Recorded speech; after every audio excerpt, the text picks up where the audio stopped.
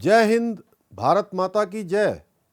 मेरे प्रिय प्रदेशवासियों, देश की स्वतंत्रता की 77वीं वर्षगांठ के अवसर पर आप सभी को मेरी ओर से हार्दिक बधाई एवं शुभकामनाएं।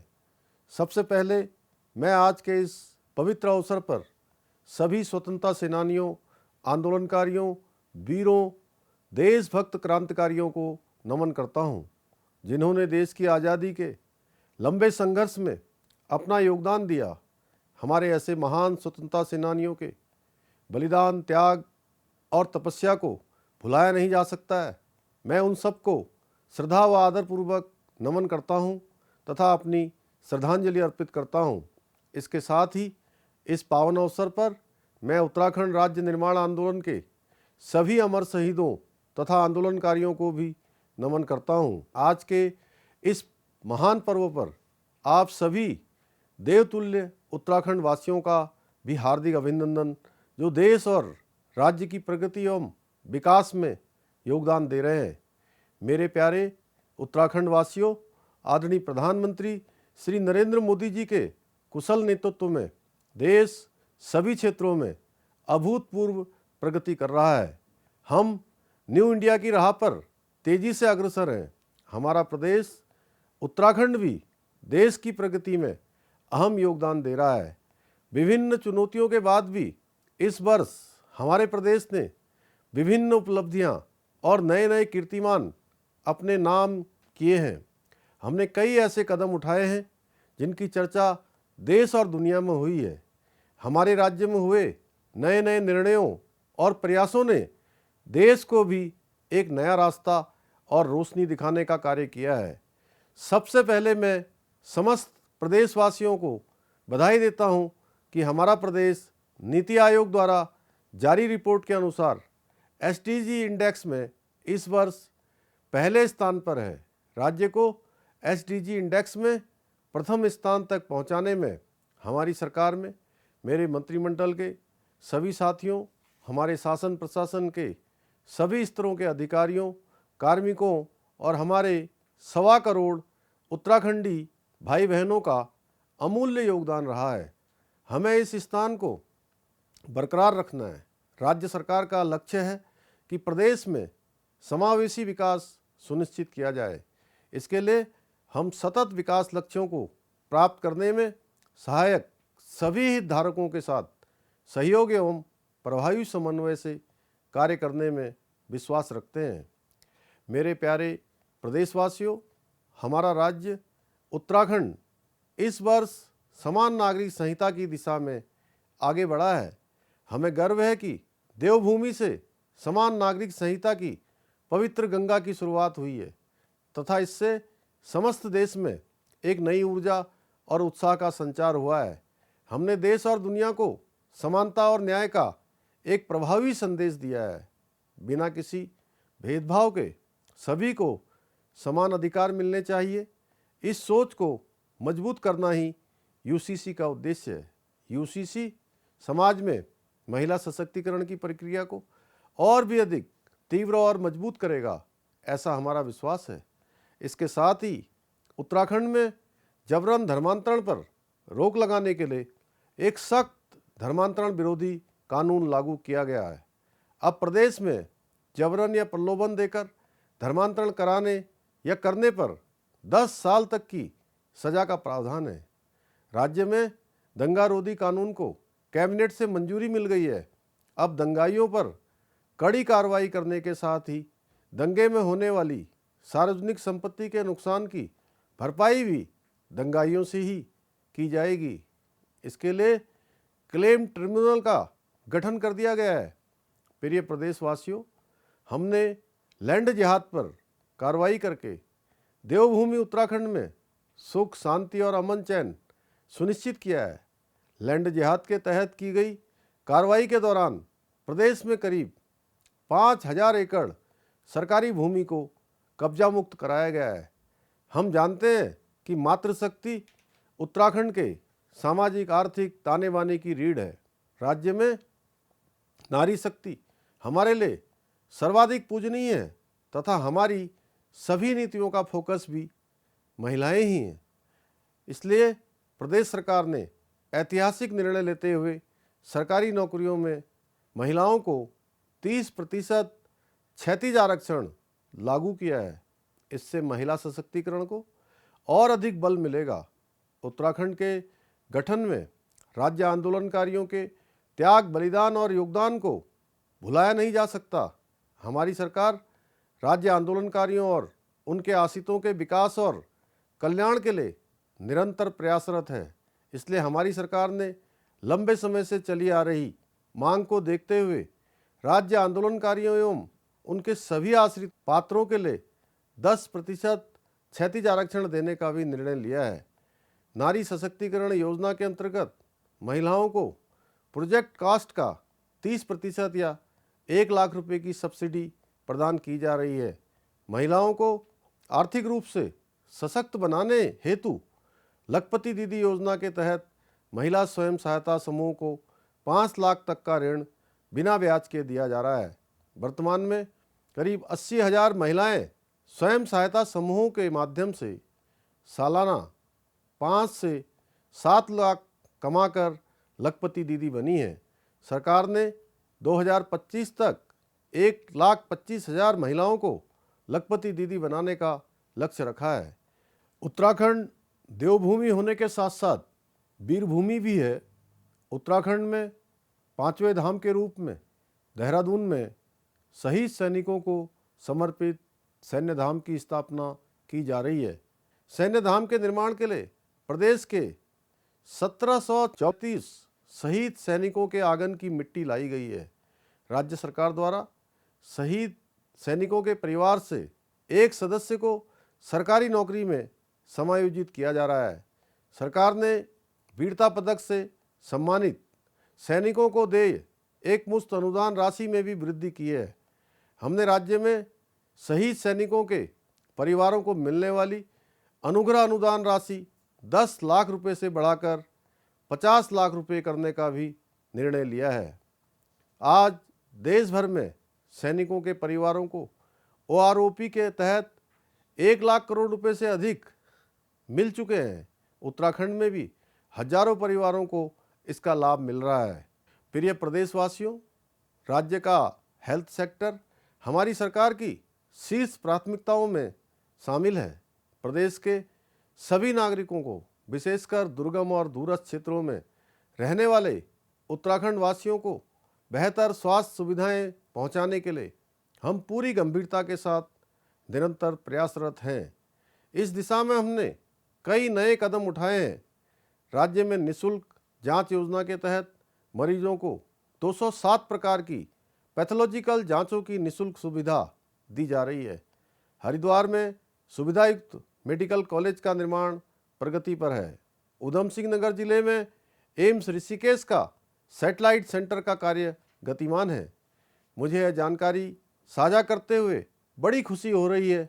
आयुष्मान उत्तराखंड योजना के तहत राज्य में 55 लाख से अधिक लोगों के आयुष्मान कार्ड बनाए जा चुके हैं, जिसमें से 9,11,000 मरीजों का निःशुल्क उपचार किया जा चुका है। इस पर 1,720 करोड़ रुपए खर्च किए गए हैं। राज्य सरकार द्वारा शिक्षा के क्षेत्र में भी विभिन्न कल्याणकारी योजनाएं संचालित की जा रही हैं। उत्तराखंड नई शिक्षा नीति को सबसे पहले लागू करने वाला राज्य बन गया है। प्रदेश में मुख्यमंत्री मेधावी छात्र प्रोत्साहन योजना के तहत कक्षा 6 से 12वीं तक पढ़ने वाले विद्यार्थियों को छात्रवृत्ति दी जा रही है। हमने अपने युवाओं के उज्जवल और सुरक्षित भविष्य के लिए उत्तराखंड का सबसे कठोर नकल विरोधी कानून लागू किया। इस कानून के लागू होने के बाद पारदर्शिता के साथ समय पर परीक्षाएं संपन्न हो रही हैं। नकल विरोधी कानून लागू होने से राज्य के युवाओं में एक अलग ही उत्साह और सकारात्मकता देखने को मिल रही है। युवाओं के हितों के प्रति समर्पित हमारी सरकार द्वारा उत्तराखंड में नई खेल नीति को लागू कर खिलाड़ियों को प्रोत्साहित किया जा रहा है। इस नीति के तहत ओलंपिक खेल में पदक लाने वाले खिलाड़ियों को और ओलंपिक खेल में प्रतिभाग करने वाले एवं विश्व चैंपियनशिप विश्व कप एशियन खेल एवं राष्ट्रमंडल खेल के पदक विजेता खिलाड़ियों को सीधी भर्ती के पदों पर नियुक्ति दी जा रही है। इसके साथ 8 से 14 साल तक के खिलाड़ियों को शारीरिक टेस्ट और दक्षता के आधार पर हर महीने 1500 रुपये एवं 14 से 23 साल तक के 2600 मेधावी खिलाड़ियों को 2000 रुपये की छात्रवृत्ति दी जा रही है। प्रदेश में पारदर्शी तरीके से परीक्षाएं संपन्न करवाकर सरकारी पदों पर नियुक्तियां लगातार की जा रही हैं। पिछले 3 वर्षों में रिकॉर्ड 15,000 से भी अधिक युवाओं को पुलिस, दूरसंचार, रैंकर्स, आबकारी विभाग, पशुपालन, रेशम, शहरी विकास, वन विभाग, परिवहन निगम, कृषि विभाग, शिक्षा विभाग में एलटी, पेयजल निगम, विभिन्न विभागों में सहायक लेखाकार, अनुदेशक, सचिवालय रक्षक व मत्स्य विभाग में रोजगार दिया गया है। इसके साथ ही 19,000 पदों पर भर्ती प्रक्रिया शुरू की जाएगी और विभिन्न रोजगार मेलों के जरिए युवाओं को नौकरी दिलाई जा रही है। मेरे प्रिय प्रदेशवासियों, इस वर्ष हमारी सरकार ने उत्तराखंड ग्लोबल इन्वेस्टर समिट का सफल आयोजन कर पूरे देश के उद्योग जगत का ध्यान खींचा है। उत्तराखंड ग्लोबल इन्वेस्टर समिट में विभिन्न देशों के उद्योगपतियों द्वारा 3,56,000 करोड़ के 1,789 MOU हस्तांतरित हुए हैं। राज्य सरकार द्वारा 20% करार को धरातल पर उतारकर अब तक 71,000 करोड़ की परियोजनाओं की ग्राउंडिंग की जा चुकी है। प्रदेश में उत्तराखंड फिल्म नीति 2024 को मंजूरी दी गई है। नई फिल्म नीति के बाद उत्तराखंड में फिल्मों की शूटिंग का क्रेज बढ़ेगा। इस नीति में क्षेत्रीय फिल्मों की शूटिंग पर 2 करोड़ तक की सब्सिडी दी जाएगी। इसके साथ ही उत्तराखंड के स्थानीय उत्पादों को बड़े स्तर पर पहचान दिलाने के उद्देश्य से एक जनपद 2 उत्पाद योजना की शुरुआत की गई है। इस योजना के जरिए प्रत्येक जिले में स्थानीय उत्पादों को व्यावसायिक रूप से बढ़ावा मिल रहा है। उत्तराखंड के 27 उत्पादों को जीआई टैग भी मिल चुके हैं। ग्रामीण अर्थव्यवस्था को बढ़ाने के लिए होम स्टे योजना शुरू की गई है। इस योजना के तहत पर्यटकों के ठहरने के लिए पहाड़ में होम स्टे बनाने पर सरकार 10 लाख रुपए तक की छूट दे रही है। यह योजना पहाड़ों से पलायन रोकने और रोजगार उपलब्ध कराने के साथ ही पर्यटन को बढ़ावा देने में काफ़ी सफल साबित हो रही है। सरकार ने मिलेट्स के तहत मंडुवे का न्यूनतम समर्थन मूल्य 35.78 रुपये तक तय किया है और सार्वजनिक वितरण प्रणाली के माध्यम से राशन कार्ड धारकों को भी वितरित किया जा रहा है। 2025 तक मिलेट उत्पादन को दुगना करने का लक्ष्य निर्धारित किया गया है। अंत्योदय परिवारों को दिया जा रहा 1 किलो मंडुवा एवं मध्याह्न भोजन योजना में झंगोरा और मंडुवा भी दिया जा रहा है। उत्तराखंड के स्थानीय उत्पादों को अंतर्राष्ट्रीय बाजार में पहचान दिलाने के लिए umbrella brand house of Himalayas की शुरुआत की गई है।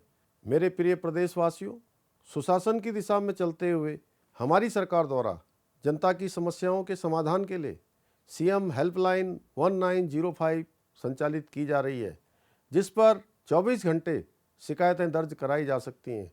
इसके साथ ही अपनी सरकार पोर्टल की सहायता से राज्य के नागरिक ई डिस्ट्रिक्ट के किसी भी प्रकार के दस्तावेजों को बनवाने अथवा शुद्धि करने हेतु ऑनलाइन आवेदन कर सकते हैं, जिससे उन्हें सरकारी विभाग अथवा दफ्तरों के चक्कर लगाने से मुक्ति मिली है।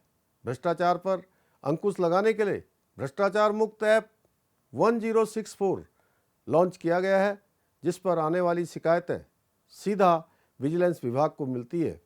इसमें यह सुनिश्चित किया जाता है कि जो शिकायत की गई है उसके स्टेटस के बारे में अपडेट शिकायतकर्ता को मिले।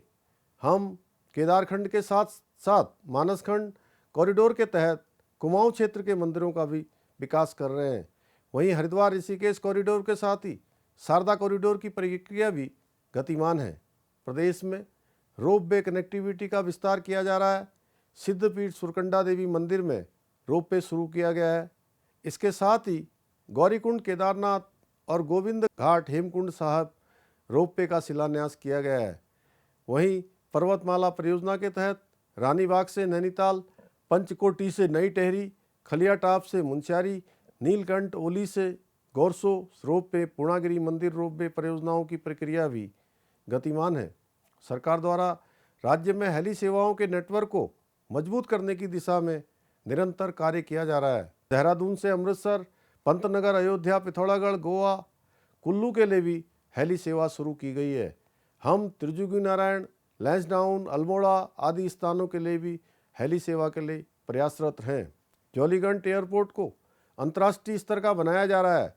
इसके लिए नए टर्मिनल का शुभारंभ किया गया है।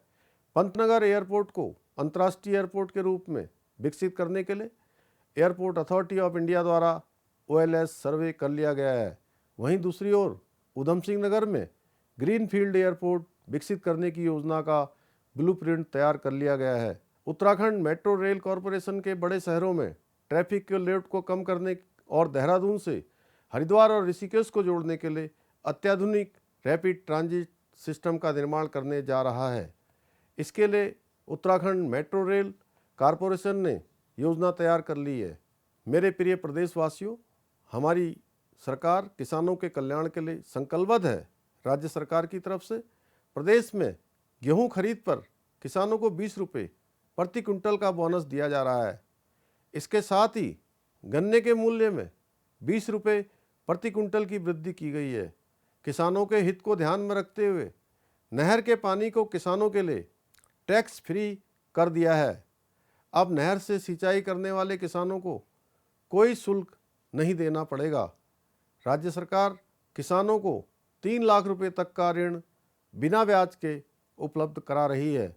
इसके साथ ही किसानों को फार्म मशीनरी बैंक योजना के अंतर्गत 80% तक सब्सिडी उपलब्ध कराई जा रही है। वहीं दूसरी तरफ जैविक खेती को बढ़ावा देने के लिए लगभग 4,500 जैविक क्लस्टरों में काम शुरू किया गया है। राज्य में क्लस्टर आधारित छोटे पॉली हाउस में सब्जी एवं फूलों की खेती के लिए योजना बनाई गई है। नाबार्ड के द्वारा 17,648 पॉली हाउस की स्थापना के लिए 304 करोड़ रुपए स्वीकृत किए गए हैं। मेरे प्रिय प्रदेशवासियों, बिजली से वंचित सभी गांवों का 100% विद्युतीकरण किया जा चुका है। वहीं 120 मेगावाट की 82 जल विद्युत परियोजना का निर्माण पूरा किया जा चुका है। इसके साथ ही जमरानीबाद बहुउद्देशीय परियोजना को केंद्र से निवेश स्वीकृति मिलने के साथ धनराशि स्वीकृत की जा चुकी है। उत्तराखंड में सौर ऊर्जा को बढ़ावा देने के लिए कई योजनाओं पर काम किया जा रहा है। नई सौर ऊर्जा नीति के तहत उरेडा द्वारा चिन्हित 1000 गाँवों को सोलर ग्राम बनाया जा रहा है। राज्य सरकार का वर्ष 2025 तक 2000 मेगावाट और 2027 तक 4000 मेगावाट बिजली सौर ऊर्जा प्लांटों के जरिए उत्पादित करने का लक्ष्य है। सोलर प्रोजेक्ट लगाने के लिए सरकार 70% तक सब्सिडी दे रही है। जमरानीबाद बहुउद्देशीय परियोजना को भी निवेश की स्वीकृति मिल चुकी है। इससे नैनीताल व उधम सिंह नगर के तराई क्षेत्र लाभान्वित होंगे। 300 मेगावाट की लखवाड़ बहुउद्देशीय परियोजना का निर्माण कार्य गतिमान है। मेरे प्रिय प्रदेशवासियों, हमारी सरकार ने सामाजिक कल्याण के लिए बहुत से कदम उठाए हैं। सरकार बुजुर्गों की सेवा और सुरक्षा को अपनी जिम्मेदारी मानती है। इस दिशा में सरकार द्वारा वृद्धावस्था पेंशन को बढ़ाकर 1500 रुपये किया गया है। पहले बुजुर्ग दंपत्ति में से किसी एक को पेंशन मिलती थी, अब पति पत्नी दोनों को पेंशन दी जा रही है। मुख्यमंत्री रिफिल योजना के तहत राज्य के करीब 1.25 लाख गरीब परिवारों को साल में 3 सिलेंडर मुफ्त रिफिल किए जा रहे हैं। गैस रिफिल करने के बाद पूरी धनराशि सब्सिडी के रूप में डीबीटी के माध्यम से सीधे लाभार्थी के बैंक खाते में डाली जा रही है। कोरोना महामारी और अन्य दुर्घटना में मृत माता पिता के बच्चों को पालन पोषण के लिए मुख्यमंत्री वात्सल्य योजना का सफल संचालन किया जा रहा है। आपातकाल में जेल जाने वाले लोकतंत्र सेनानियों की मृत्यु के बाद उनकी पत्नी या पति को भी 20,000 रुपये प्रति माह की पेंशन राशि दिए जाने का प्रावधान किया गया है। अब तक केंद्र सरकार से उत्तराखंड को 47,654 आवास का अप्रूवल मिल चुका है, जिसमें से 27,923 घरों का निर्माण कार्य पूरा कराकर उन्हें लाभार्थियों को दिया गया है। प्रधानमंत्री आवास योजना ग्रामीण के तहत रैंकिंग में उत्तराखंड परफॉर्मेंस इंडेक्स में नेशनल रैंकिंग में दूसरे पायदान पर आ गया है। पर्यावरण मित्रों को एक दिन का मानदेय बढ़ाकर 500 रुपये किया है, जबकि पहले उन्हें 300 रुपये प्रतिदिन मिलता था। प्रधानमंत्री निःशुल्क अन्न योजना के तहत देवभूमि के 50 लाख से अधिक परिवारों को खाद्यान्न मिल रहा है। राज्य की सभी ग्राम पंचायतों को ऑप्टिकल फाइबर से जोड़ने की योजना पर कार्य तेजी से चल रहा है।